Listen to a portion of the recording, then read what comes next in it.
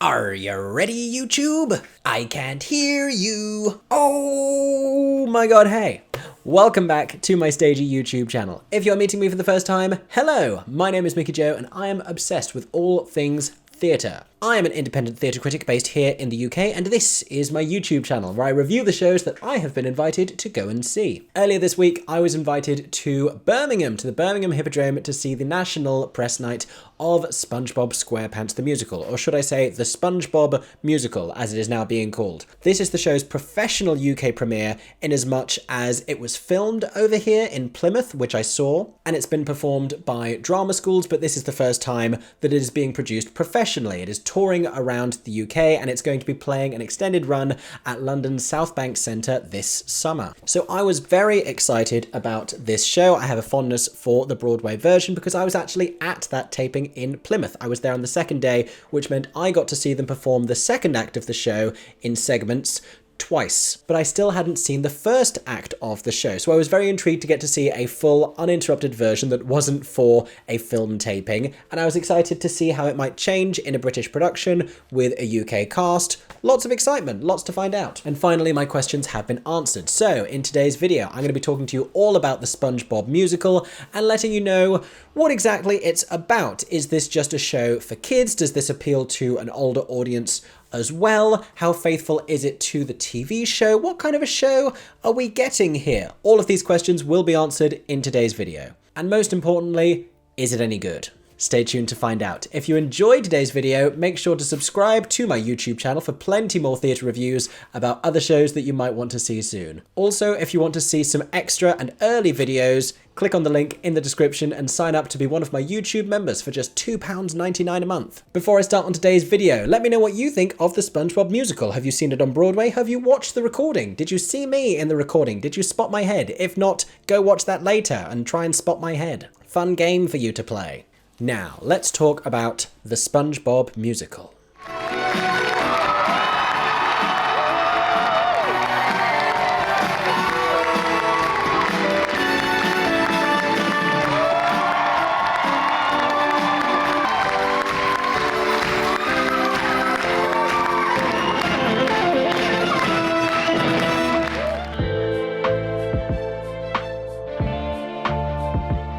So based obviously on the beloved cartoon series, the SpongeBob musical was seen on Broadway in 2017. It takes all of the main characters that you love from the TV version, as well as a few lesser known and cameo characters, and it's set of course in their hometown of Bikini Bottom, where they have a brand new plot to navigate. One with a sort of an environmental climate change consciousness, because the townspeople of Bikini Bottom become incredibly distressed to find out that there is a nearby volcano that is set to erupt. The volcano is constructed largely of discarded waste that has formed a mound at the bottom of the ocean. So not only are we thinking about climate change, but we're also thinking about society and social politics, because the way that this impacts Bikini Bottom and the way that they all turn against each other and try and scapegoat different individuals, maybe individuals who come from different backgrounds, maybe they're land mammals who are inexplicably living underwater, the way that the government responds to this, the way that the media responds to this, the way that business owners respond to this, it's all very recognizable things from the real world,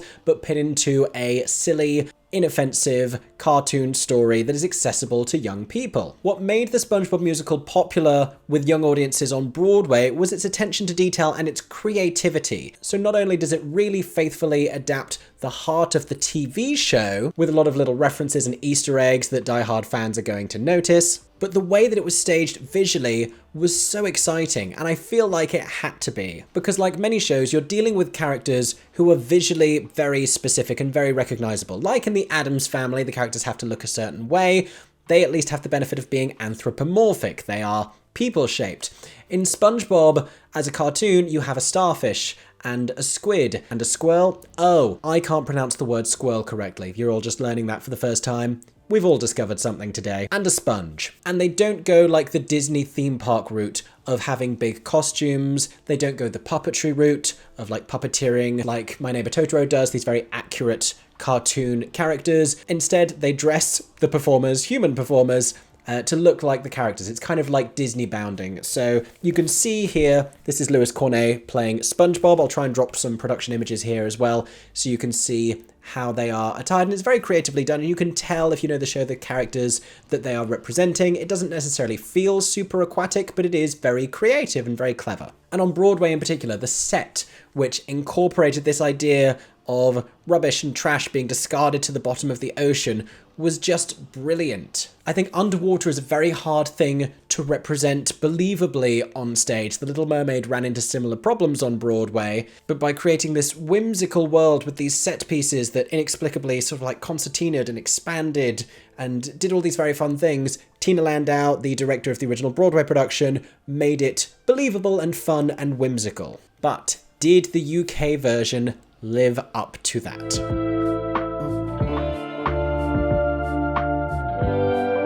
So, I am going to give this production a 3-star rating with love. I enjoyed it. I had a lovely time. It's worth saying I'm someone who is very in touch with my inner child. I go to Disneyland a lot. I have a lovely time. And I still watch cartoons. I don't think you have to be a child to enjoy the SpongeBob musical. I think the themes in this show apply to everyone. We have this climate change message. We have this message about social politics, like I mentioned before, and everyone can enjoy good theatre, right? My issue with this show is not that it's juvenile, and I don't think it panders to kids. I think it's definitely, like I said, it's juvenile, it's for family audiences, and it's accessible to the younger generation, which is important because it's the SpongeBob musical. Like, principally, it's for them. My issue is that it's cheap. And this is occasionally charming, but for the most part it is just noticeably cheap. So the set for this production, we have a few different flats, and then at the back we have what looks like a sort of a sunken version of the set you usually see in productions of Anything Goes. So we see like the deck of a ship with missing doors in the front, and you can see the band members. At the front we have 2 flats. One represents the Krusty Krab, where SpongeBob works as a fry cook. The other one represents their main commercial rival, the Chum Bucket, run by the villainous Plankton and his computer wife. Those of you who have not watched SpongeBob may have some questions at this point in the video. I don't have the mileage in this one to explain all of the lore to you. You're just going to have to Google it. Both of those at the front have different screens on, and we have different graphics that pop up throughout the show. The Krusty Krab also has a little microphone mounted on the side. This is a feature of the show. They had this on Broadway, where the sound effects for the show, like there's a squeaky noise that happens when SpongeBob walks, and there's a sort of a squelchy noise that happens when Squidward walks, and various different sound effects throughout the show. And they actually show you them being made by the ensemble cast by doing different things in front of the microphone and by sort of squeezing a pig toy and creating different sound effects. Now this forms the basics of the set. They don't actually bring in many set pieces to create different locations. So at the beginning, when they're singing about this being Bikini Bottom, this is the town, we're here in the town, you don't get much of a sense of what that town is. It doesn't feel underwater. A little bit of the vibrancy and the brightness and the joy of the Broadway design has been lost. In this one, the costuming has just gone that little further step away from an underwater aquatic concept, and they look less like fish people and more like they're moving towards being in a production of Hair. It's just going a little bit more bohemian, a little bit more futuristic, a little less under the sea. And you have to, and like I said, you have to work really hard to give the suggestion of underwater on stage because it is not easy to do. The score for this show is really interesting because every song has been written by a different commercial artist. Sarah Bareilles has contributed to this score. Cyndi Lauper has contributed to this score. There is an extensive list of names. Let me read them all to you. Steven Tyler and Joe Perry of Aerosmith, Yolanda Adams, Jonathan Colton, Alex Ebert of Edward Sharpe and the Magnetic Zeros, The Flaming Lips, Lady A, John Legend, Panic at the Disco, there was an exclamation mark,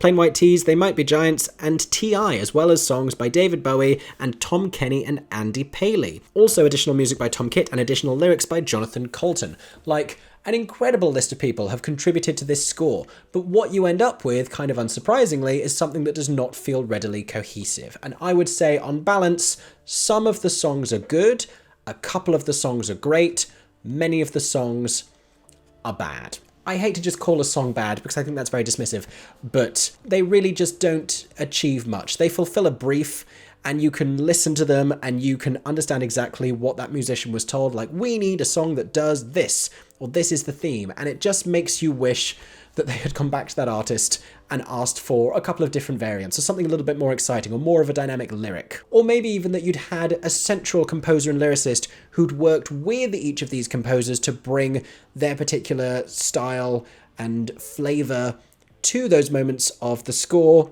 but where they could be overseen a little bit more heavy-handedly by one central presence. And perhaps they were. I don't know too much about how this score was put together, but it doesn't feel as though that happened. Let me tell you in a little bit more detail. There were some things I really liked, and there were some things I really didn't.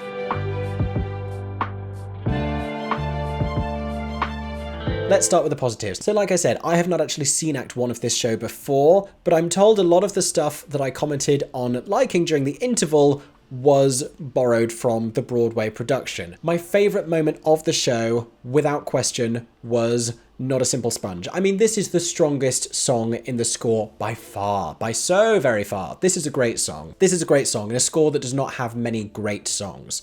Lewis Cornay does a great job of delivering it. He's a little bit constrained by the staging of the number, but I'm not going to complain about this staging. So this production has been directed by Tara Overfield Wilkinson and choreographed by Fabian Aloise, and around Lewis, he is staged in almost total darkness because the ensemble are holding these neon yellow sponges that make shapes out from around and from behind him and do these amazing things that are uncannily well timed and well choreographed. At one point, they form a floating face of Mr. Krabs as he speaks to SpongeBob. Shortly after that, you actually see Mr. Krabs himself, and I don't know if we needed that. I think I just liked the floating face, and I think that was enough. It almost felt like having him then appear in person detracted from that. But everything that happened in that number was just giving me such joy. It was one of those great moments of like the capabilities of theatre delivering something really striking and really fun. There were also a lot of things within the costume design that I really appreciated. I mean, the way that they have captured the essence of SpongeBob as a character with this costume design. This one kind of borrows details from the Broadway version with the yellow shirt and the brown shorts and the tie. He's got the little yellow spray painted quiff in the hair. They gave him glasses in this version of the show that he didn't have on Broadway. And I think that really works because it gives him this like rounded cartoon eye effect. I love that they are still including a little tiny plankton on part of the costume of the performer playing Plankton, so it was on Divina de Campo's ankle. I also like the entire costume of Plankton with the two sort of long sprayed hair things. Wesley Taylor did not have those. Wesley Taylor was just more like a Dr. Evil from Austin Powers kind of a villain with an eye patch and just green and a ponytail. Divina de Campo has this amazing wig with these two pointy things echoing Plankton's pointy things. Antenna, is that the word I'm searching for here? Perhaps. And the whole of the very comic book-esque supervillain outfit has like Plankton's eye in the middle and it suggests the design of Plankton. I think that's very clever. I like the outfit that Hannah Lowther wears as Karen the computer wife. I like the Patrick outfit as well. I like that he has the pink beanie that kind of comes to a point to represent the star head and the pink sleeves as well that are giving you the other 2 points. I wish he had long pink socks or like leg warmers so it gave you the 5 points of the star. It just feels like an outfit that isn't entirely complete. But the beanie is a very clever choice, as is the tie-dye t-shirt, because they give you not only the visual, but they characterize him as well with his kind of slightly lethargic-esque. I mean, is he like hippie coded? Is he stoner coded as a character? These are the things that seeing adults playing these cartoon characters makes you question how the cartoons have been conceived. I also don't love the costume for Pearl the whale. I just don't know what it's meant to be. Is it a little bit of like a Madonna 80s reference? I don't know, because she likes listening to rock and roll and she's like a rebellious daughter. I get that side of it, I just don't get the whale of it all. I really enjoy Fabian Aloise's choreography throughout the show. It's high energy, it's fun, he is always going to give you fantastic group choreography. And for any criticisms I have of the material, there is an enduring level of sentimentality, and they get the tone of it absolutely right. It has that cartoon tone where you have these sadder moments, but then this positive, optimistic upturn while still accessing important messaging. And I think that's really great. They could just give you so easily such a generic SpongeBob plot, but the fact that they've used this underwater ocean set story to talk to you about ocean pollution, I think is admirable and I think is important. Let me tell you now about some of the things I did not enjoy as much. I'll be candid, I hated them. I think number one on my most hated list is the set of the mountain, Mount Humongous, which is set to erupt. It's this flat piece that they wheel on where it just looks like a bunch of plastic water bottles have been stuck to the front of this cutout mountain shape that is not that humongous. The first time we see it, it's just as this one piece. Later on, they will introduce 2 step units that have a similar frontage on them with more plastic water bottles. And finally, at the very end, they will get added to the side to make one cohesive 3-part mountain. It does very much look like the kind of project you used to make in primary school. And like, I'm sure I'd have been proud of it then, but if it was going on a professional stage, maybe not. I just wish there were more different types of rubbish, and I wish it had more of a 3D effect. I wish it came forwards. I wish it were bigger. I wish it felt more like a permanent set piece and not something that I'm looking at and thinking, ah, yes, this has to tour. Because it's a really important part of the plot, and we spend a lot of the scenes there. And the problem it creates is that there is so much of the plot and songs built around it being hard to scale. It takes SpongeBob and Sandy a very long time to get up it. They sing a song called Chop to the Top. I like that they actually tear off water bottles and throw them into the wings. That's a nice detail because you get a sense of what they're actually having to do, and Chop to the Top makes more sense in that context rather than just karate chopping your way up an underwater volcano. I'm not sure what that's meant to be otherwise. But once they've climbed halfway up these step units and they get turned around, I like that the creative team are sensible enough to move those around so it doesn't get completely stale, but there's nowhere else for them to go. They get stuck halfway up these step units, they put them the other way around, they go down one, they go back up the other, they put a kind of a fake tightrope thing over the 2 of them and they walk across it, and then inexplicably one of them gets knocked backwards, and they're having to do a lot of mime work to convince you that this is actually arduous and challenging. At the very end of the show, SpongeBob, who has not really worked out what he brings to the team because he doesn't have either Sandy's brains or his friend Patrick's brawn, he is the only one who is able to squeeze through this described gap to get to the top of Mount Humongous and drop this ingenious bubble device into the mountain. I was listening, and we're told about this, but A, we see no gap. He sings a reprise of the song Not a Simple Sponge, which is still a great song. He gets wheeled around and he gets brought up to the mountain, and this whole song and this whole scene and this whole speech is to build him up to take a single step onto the mountain. He's like, I did it, and it just doesn't seem difficult. We can see that it's not difficult, and it's very hard to suspend your disbelief and think that that's him squeezing through something. This was very visually impressive in the Broadway version. You had Ethan Slater as SpongeBob hanging upside down and belting out high tenor notes. He was actually like working his way through stuff. I think we need some version of that. Use the ensemble, use physical theatre, have people come in wearing costumes covered in water bottles and rubbish and have him like pushing them out the way and actually doing something challenging. And then finally fighting his way up all of the steps, running up the steps to then bam, get to the top, not being already at the steps, singing the song, and then one step. Like, that's too easy. That's far too easy.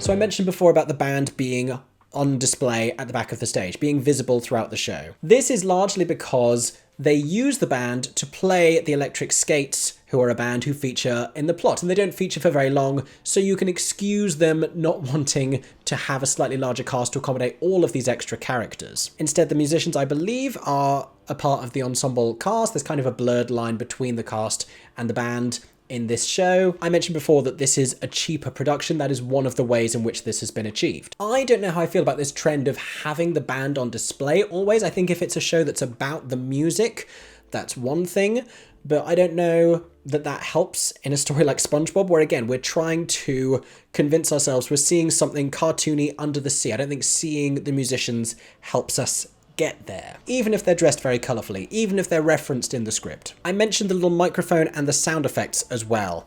I don't know how I feel about seeing these sound effects being created. This was much more of a feature on Broadway, where it was one person doing all the sound effects and they had their own whole little booth and you could see everything that they were doing. And again, they get saluted in the script. SpongeBob makes reference to them. Here, it was just different members of the ensemble taking turns to create the noises. And as fun as it was to get to see that occasionally, it also stepped on a lot of jokes. Like, there were a lot of punchlines that didn't land because they're being stepped on by seeing someone making a squelching noise. And I just think the timing of some of that needs to be worked on. There were a lot of sections that didn't do what they were supposed to do because they're stepping on their own jokes. Or they're stepping on their own jokes by putting a visual gag at the front while we're supposed to be laughing at something else. It's like you're not trusting the material enough that that's going to get the laugh by itself, so we're going to like put a laugh on top of a laugh, and then we've got the sound effect as well. It was just a little bit too busy, and the consequence is none of those 3 laughs are going to land as well as they ought to, because you don't know what you're meant to be laughing at. So the visuals at the front were on these 2 screens, and occasionally they had like fun topical jokes, like there was a parody of the whole COVID, like stay safe,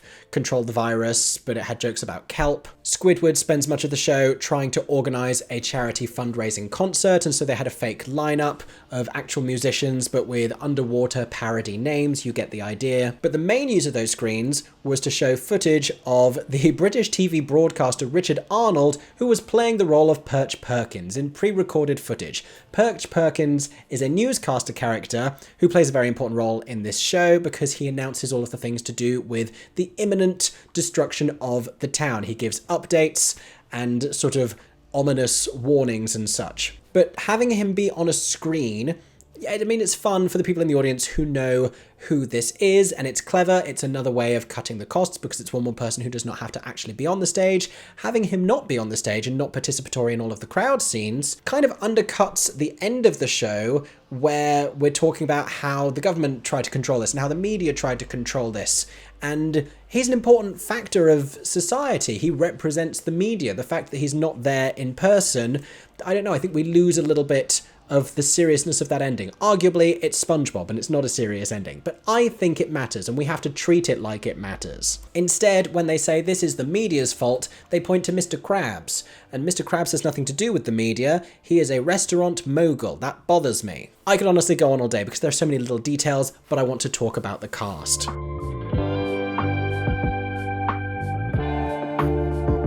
Lewis Cornay is fantastic as SpongeBob. He is such a chameleon. In everything I've ever seen him do, he's just fantastic. But this is my favourite performance that he's given. He's so well committed to the SpongeBob voice. He sings in that voice. He's just so exuberant throughout. He maintains this high energy characterization, doing the laugh, being just so buoyantly positive. He's the emotional heart of the show. His physicality is so cartoonish and high energy. He sings wonderfully because of course he does. He's Lewis Cornay. I think he's just tremendous. I was not expecting it to say that this is a star turn as SpongeBob, but this is a star turn as SpongeBob. He is so perfect for this role. I think kids are really going to enjoy him in this role because he's incredibly endearing and he's what makes you love the show and believe in the plot. It's down to him. He sells that. And he is not at rest for a single second he's on stage. He's always trying to do something funny and comedic with his physicality, and he's just so lively and energetic. He's just a believable cartoon. Similarly committed is Chrissie Bhima. Chrissie Bhima, who I've seen, again, in a few different shows before. Chrissie actually got to play the role of Sandy Cheeks while in training as a drama school student and is now reprising the role again professionally, which is a really fun story. And you can absolutely tell that Chrissie has had a relationship with this role before. She plays it with so much warmth, and Chrissie Bhima, if you haven't seen her on stage, is never anything less than 300% committed. She gives you just force, and she's so dynamic on stage, and she is kicking full out and she's singing full out and she is delivering every single line with so much intensity. She's such a passionate performer, and that comes through in everything I have ever seen her do. I particularly love the thickness of the Texan accent that she has gone for here as Sandy Cheeks the squirrel. It just means some of her line readings that have no reason to be funny are funny just because of how she says things. Irfan Damani plays Patrick Star. He's a little bit of a find here. He has a beautiful voice. I would love after this to hear him get to sing some more legit non-SpongeBob the musical theatre material, because again, just beautiful contemporary sound to his voice, lovely tone. And he's characterised Patrick so well as well. Patrick has kind of a nefarious and dislikable arc in this show, but he redeems Patrick really well, and he's so endearing. I mean, that's just what the character is. He's so lovable in the role and just very charming. I really like his performance. Another one who is so great, and I wasn't sure what to make of this casting, Divina de Campo as Plankton as Sheldon J. Is there a J? Sheldon J. Plankton? I need to check. Yes, Sheldon J. Plankton. There you go.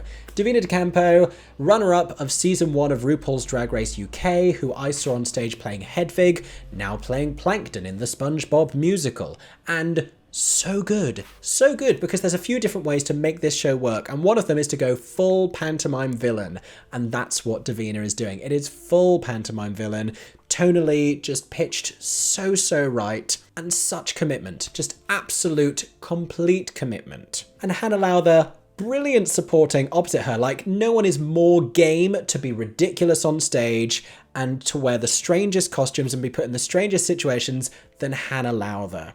The two of them have a brilliant, sort of a strange chemistry with each other. I will say there are some lines of dialogue between them that even they cannot salvage. There are just scenes that end and you'd think that that ought to end in a laugh, but they just sort of end in this awkward silence because they have a lot of these strange interactions about trying to renew the passion in their marriage. And they do not always land. Not all of them land. But it's not through lack of trying from those two performers.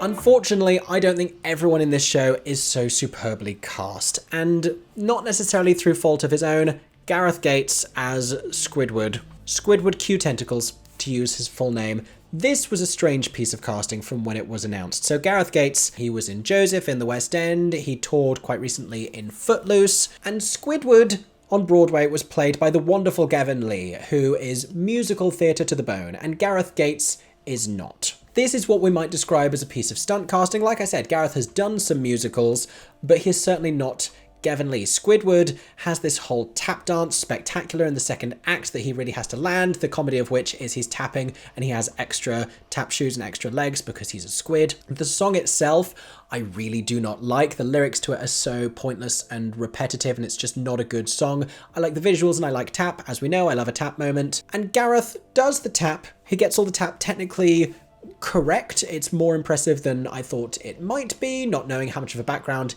he has in any kind of dance, and this is specific dance, this is tap. You can tell when he's doing the time steps it's a little bit frenzied, and a lot of the flapping that he's doing is a little bit bigger than he needs it to be. It could look just like smaller and neater and more controlled.